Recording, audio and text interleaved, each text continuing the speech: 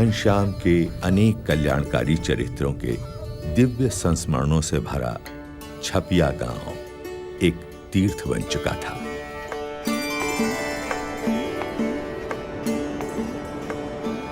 और आज अपने पावन स्पर्श से सरयू नदी को भी तीर्थत्व प्रदान करते हुए घनश्याम आ पहुंचे भगवान श्री राम की जन्मभूमि में।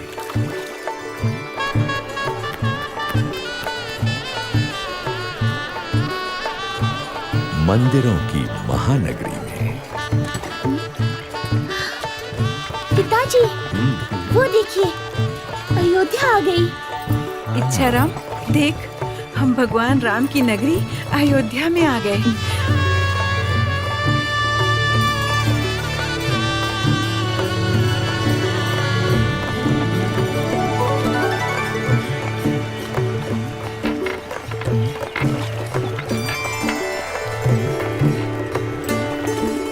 पिता धर्मदेव जी स्वयं घनश्याम प्रभु को वेद, उपनिषद आदि शास्त्रों की शिक्षा देने लगे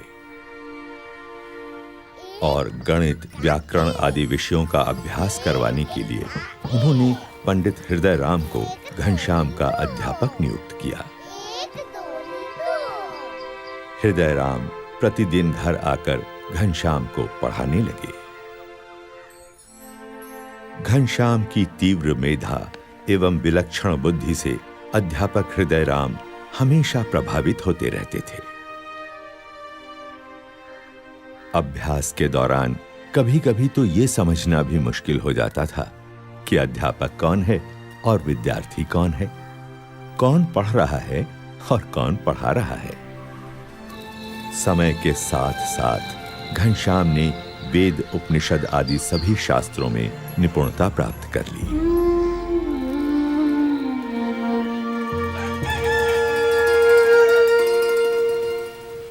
विद्या अध्ययन से पहले घनश्याम अपने नित्य कर्म का निष्ठापूर्वक पालन करते थे। ब्रह्मचर्य आश्रम का जैसे वे मूर्तिमान स्वरूप थे। ओम श्री हनुमते नमः।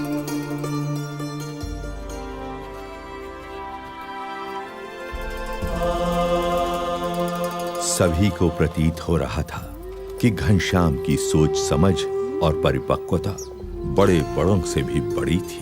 जय कपि बलवंता, प्रभु जय कपि बलवंता।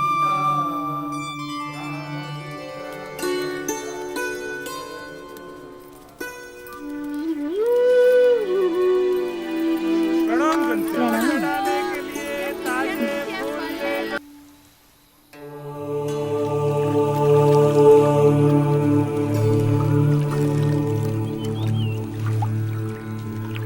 हर एक सूर्योदय के साथ घनश्याम का कोई नया ही चरित्र अयोध्या की धरती पर साकार होता था। राम जी का संदेश दे दिया, तब उनकी नजर पेड़ों पर गई जहां मीठे मीठे फल लगे थे। हनुमान जी के मुंह में पानी भर आया। वे सीता माता से बोले, माते, अगर आपकी अनुमति हो तो क्या मैं पेड़ों पर से ये मीठे फल ग्रहण कर सकता हूँ? घनश्याम, घर चलो, माँ ने बुलाया है। आज्ञा है। दाऊ, तुम दूसरे मंदिरों में दर्शन करके आओ, तब तक ये कथा पूरी हो जाएगी, तब चलूंगा। लेकिन माँ ने तुरंत आने को कहा है। मेरे प्यारे भैया, बस ये कथा पूरी सुन लेने दो। पेड़ों पर चढ़ गए। पक्का? हाँ हाँ पक्का। फल खाते खाते पेड़ों को तोड़ने भी लगे।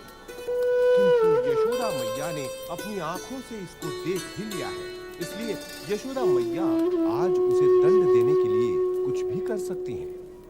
जब कृष्ण भगवान को उनकी माता यशोदा ने ओखली से बांध दिया, तो उनके बाल सखा चिंतित हो गए। सोचने लगे कि अब क्या किया जाए। सब बाल सखा जोर-जोर से रोने लगे। घनश्याम तो वहाँ था, अब यहाँ कैसे आ गया? अरे, हम ये घनश्याम यहाँ अभी अभी आया है? नहीं भैया, ये तो तब से बैठा है जब से कथा शुरू हुई है।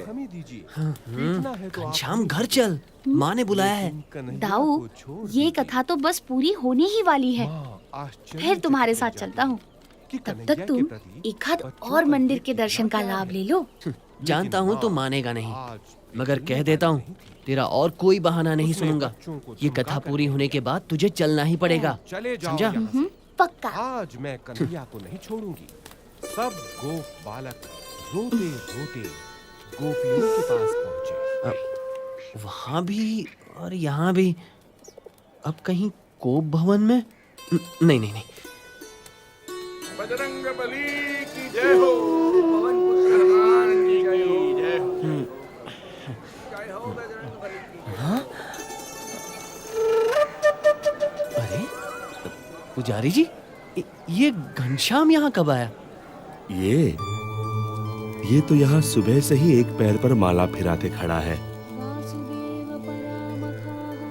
3 मंदिरों में घनश्याम एक साथ कथा सुन रहा है, ये कैसे संभव है? राम प्रताप भैया, मैंने भी जब से घनश्याम को 3 मंदिरों में एक साथ दर्शन करते देखा है, यही सोच रहा हूं कि ये कैसा चमत्कार है। घनश्याम अवश्य एक दिव्य बालक है।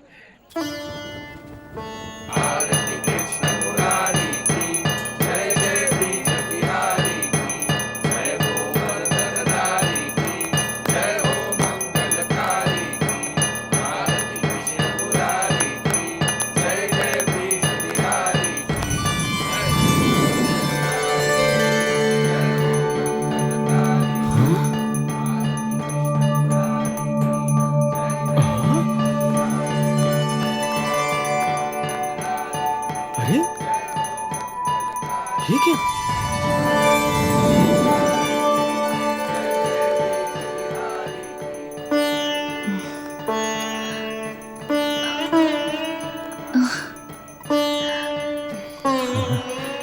लगता है ठाकुर जी की तरह आप लोग भी मूर्त बन गए। जब कृष्ण की मूर्ति ने अपनी माला घनश्याम को पहनाई, तब गोंडा नगर के मुखिया भी वहां उपस्थित थे। उन्होंने जब अपनी आंखों देखी ये चमत्कारिक घटना कह सुनाई, तब राजा गुमान सिंह को उनकी बातों पर विश्वास ही नहीं हुआ।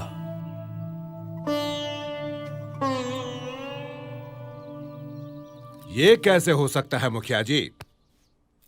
धातु की मूरत खुद चलकर आई और एक बच्चे के गले में अपनी माला डाल दी। मुझे तो लगता है धर्मदेव जी का मझला बेटा घनश्याम स्वयं भगवान है। अच्छा, तो बुला भेजो उन्हें। जी। अगर वो बच्चा सच में भगवान है, तो शास्त्रों के अनुसार उसके चरणों में 16 चिन्ह होंगे।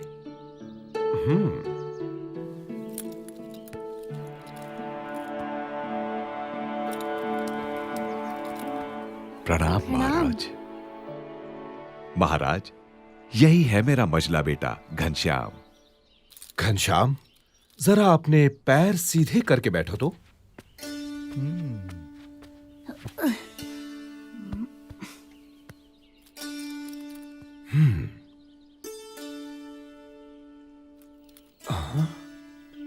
दाहिने पैर में अष्टकोण, ऊर्ध्व रेखा, स्वस्तिक, जामुन, जव, अंकुश, केतु और पद्म।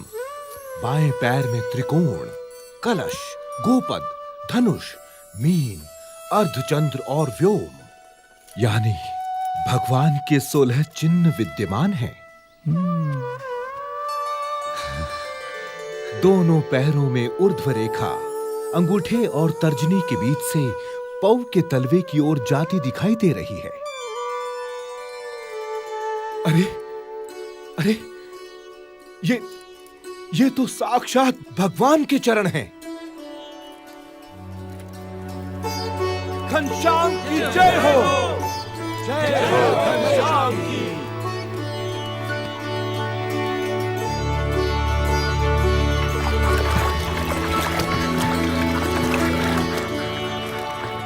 काशी, भारत की विद्वत नगरी, इसलिए शास्त्रों में इसी प्रकार ज्ञान की नगरी, कि मनुष्य मात्र को शास्त्रार्थ सभाएं यहाँ का नित्य क्रम है। कोई समझ नहीं है भाई, तुम क्या जानते हो? परंतु आज की शास्त्रार्थ सभा कुछ विशेष थी। सभी शास्त्रों का अध्ययन उन्होंने पूर्ण कर लिया है। अरे अद्भुतम, अद्भुतम। इतना ही नहीं, अपनी तीक्ष्ण बुद्धि से घनश्याम ने सभी शास्त्रों का सार तत्व भी निकाल लिया है। अरे, इतनी छोटी सी उम्र में इतनी विद्वता, ये तो कोई असाधारण बालक है। ये तो बिल्कुल असंभव है। हमारे धर्म में इतने शास्त्र हैं कि उन्हें पढ़ते पढ़ते न जाने कितनी जिंदगियां बीत जाएं। ऐसे में इतनी छोटी सी उम्र में ये कोई कर ही कैसे सकता है? ये तो बहुत बड़ा आश्चर्य है। तो इसीलिए मेरा सुझाव है कि घनश्याम जी, आप ही इन सभी विद्वानों के विवाद का समाधान करें। ये दूध मुहा हमको समझाएगा। प्रथमं तु नमस्कारांजलिम समर्पयामि। ऋग्वेद में कहा है कि परमात्मा एक ही है, लेकिन विद्वान लोग एक ही परमात्मा को भिन्न भिन्न रूप से पुकारते हैं। तो फिर इसमें विवाद का सवाल ही कहाँ उठता है? तो बताओ, क्या वो भगवान साकार है या उनका कोई आकार ही नहीं है? भगवान कभी निराकार नहीं हो सकते। यदि भगवान निराकार होते तो उनके द्वारा निर्मित ये सृष्टि कैसे साकार होती? अरे, जिन्होंने इस साकार सृष्टि की रचना की है, वे भगवान कैसे बिना आकार के हो सकते हैं? शास्त्रों में भगवान के दिव्य स्वरूप का कितना अद्भुत वर्णन है। वे तो सदा साकार हैं। वेद में कहा है कि स ईक्षत, यानी भगवान ने देखा। यदि देखा तो क्या उन्हें केवल आंखें ही होंगी? लेकिन यहाँ पर तो नहीं, वे तो सदा दिव्य स्वरूपधारी हैं। घनश्याम का तर्क कितना ठीक और सटीक है। साधु साधु। ये तो कोई विद्वान है या फिर स्वयं भगवान। अभिनंदन, धन्य प्रभु। साधु साधु।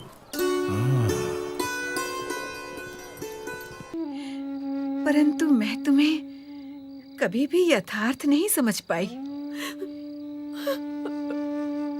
फिर भी मुझे इतना विश्वास जरूर है कि मुझे तुम्हारे रूप में साक्षात भगवान मिल चुके हैं। लेकिन अब मुझे सिर्फ इतना ही समझाओ कि किसी अन्य मुमुक्षु को सदा के लिए भगवान से भेंट करनी हो तो वो कैसे संभव है? हाँ माँ, सच्चे भगवानमय संत के सत्संग और प्रसंग से मुमुक्षु को भगवान की भेंट होती है।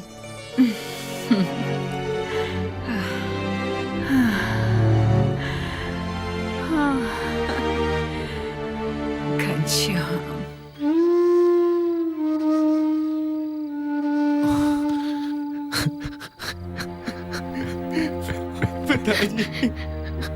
मेरा वैद्य तो अब स्वयं परमात्मा ही है, राम प्रताप। नहीं पिताजी, चिंता मत कीजिए, आप जल्दी ठीक हो जाएंगे। मैं ठीक होता हूं या नहीं, तू मुझे एक वचन दे। जी जी जरूर, बोलिए पिताजी। मैं घनश्याम और इच्छा राम को तेरे भरोसे छोड़े जा रहा हूं। उनका ख्याल रखना। आप उनकी चिंता मत कीजिए पिताजी। सुनो राम प्रताप, ये घनश्याम तुम्हारे भाई नहीं मगर साक्षात भगवान ही हैं। उनकी सेवा करना। साक्षात परमात्मा घनश्याम यहाँ प्रकट हुए और हम सब धन्य हो गए। वासुदेव परागतिः। और घनश्याम की अयोध्या की लीला समाप्ति पर थी और कल्याण यात्रा उन्हें निमंत्रण दे रही थी। वैसे भी अयोध्यावास तो उनकी कल्याण यात्रा की भूमिका भर था। मात्र एक पड़ाव जहां से घनश्याम अपनी कल्याण यात्रा का आरंभ करने वाले थे। चलो भोजन ले लो, रात बहुत हो गई है। तुम्हारे भैया और इच्छाराम तो भोजन करके कब के सो गए। तुम्हारे हाथों का ये अंतिम भोजन ले रहा हूँ भाभी। अच्छा देवर जी, तो आपने मेरी और अपने भैया की बातें सुन ली। अभी तो केवल मंगनी आई है, ब्याह लगन तो अभी बाकी है। फिर मेरे हाथों की रसोई को तिलांजलि देना। सुवासिनी को क्या पता था कि अपनी कल्याण यात्रा के लिए घनश्याम केवल उनकी रसोई को ही नहीं, घर, परिवार, संसार के हर एक सुख को तिलांजलि देने का संकल्प कर चुके थे। उन्हें अपनी भूख से अधिक अनंत जीवों की मुक्ति की भूख की चिंता थी।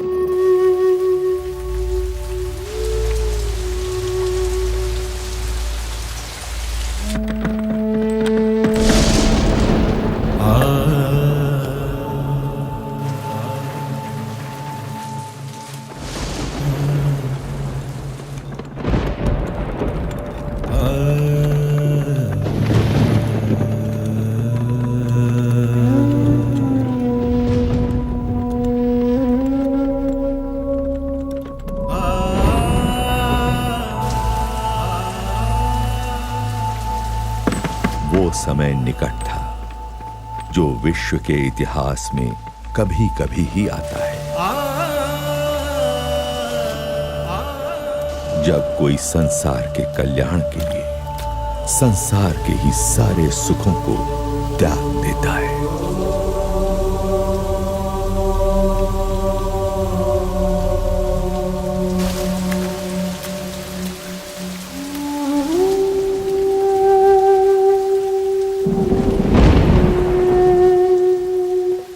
इसी अयोध्या से हजारों वर्ष पूर्व राम निकले थे रावण के अत्याचार से मनुष्यता की मुक्ति के लिए। अभी आषाढ़ शुक्ला दशमी विक्रम संवत 1848 की रात का ब्राह्म मुहूर्त है और मैं निकल रहा हूँ अज्ञान के अंधकार से अनंत आत्माओं की मुक्ति के लिए।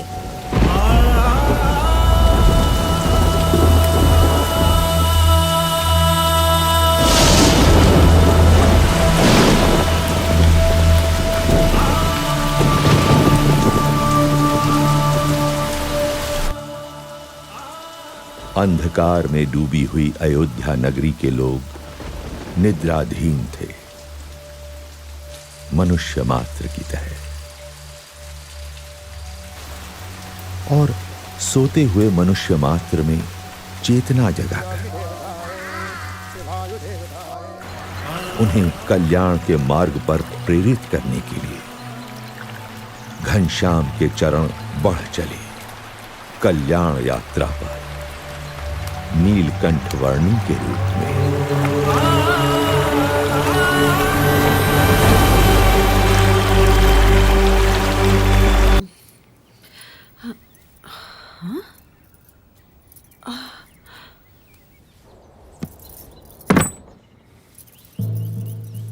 अरे घनश्याम कहाँ चले गए? अरे ये क्या, उनकी सारी चीजें भी नहीं है। अब सुनिए सुनिए, घनश्याम कहीं चले गए हैं क्या? कहाँ गया? ऐसे कैसे चला जाएगा? कहीं वो हमें छोड़कर तो नहीं चले गए? जरा जाकर ढूंढिए ना उन्हें। यहीं कहीं मंदिर में बैठकर कथा सुन रहा होगा या किसी को ज्ञान की बातें सुना रहा होगा। कहीं मेरे हाथों की रसोई को सच में तिलांजलि तो नहीं देती? चिंता मत करो, वो आ जाएगा। घनश्याम,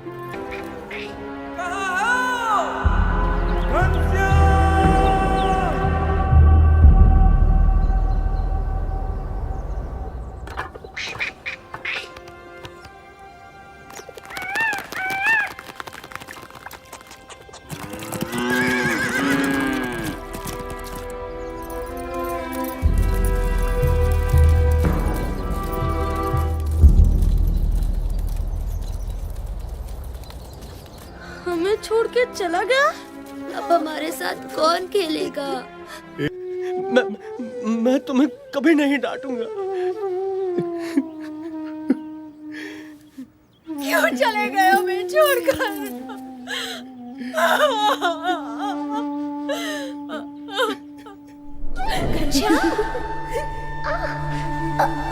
मुझे पकड़ पाना बड़े बड़ों के बस में भी नहीं है भाभी। घनश्याम वापस आ जाओ।